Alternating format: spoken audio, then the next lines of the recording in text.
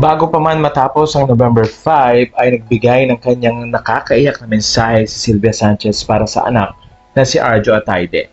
Ilang mga photos at video ang kanyang ipinost sa Instagram at doon nga ay pinakita niya ang ilan sa mga behind the scenes bago ikasal si Arjo noong nakaraang July.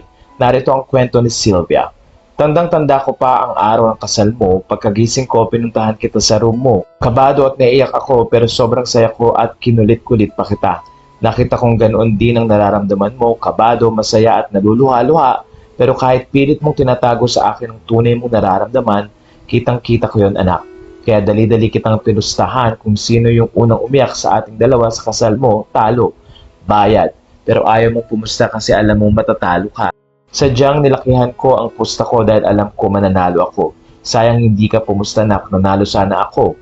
Anyway, today is your first birthday na may asawa ka na, nasa tamang path ka at Arjo Atayde sa pagiging anak, kapatid at aktor, public servant at sa pagiging asawa.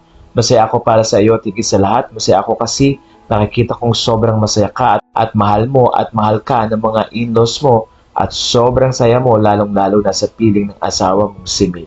Maynak, salamat sa pag-aalaga at pagmamahal mo kay Arjo. Maligayang araw, Juan Carlos Campo at Atayde. Love you, Nak. Sa puntong ito ay maraming netizen ang natuwa sa tila pustahan nga ng mag-ina na kung iiyak nga daw si Arjo Atayde ay magbabayad ito ng 5 milyon sa kanyang ina na si Sylvia Sanchez. Pero eventually nga ay hindi pumayag si Arjo. Matatandaan kung pumayag ito sa pustahan ay paniguradong nanalo ng 5 million pesos ang kanyang ina. Anyways, mula dito sa Pinoy Showbiz Latest, happy birthday, Arjo Atayde. Pustahan tayong dalawa ha. Pag umiyak ka, bigyan mo kong 5 million. Pag ako umiyak, bigyan kita ng 5 million. So, walang iyakan. Pustahan. Deal. 5 million. Dapat kung sino ano. I still want to take it.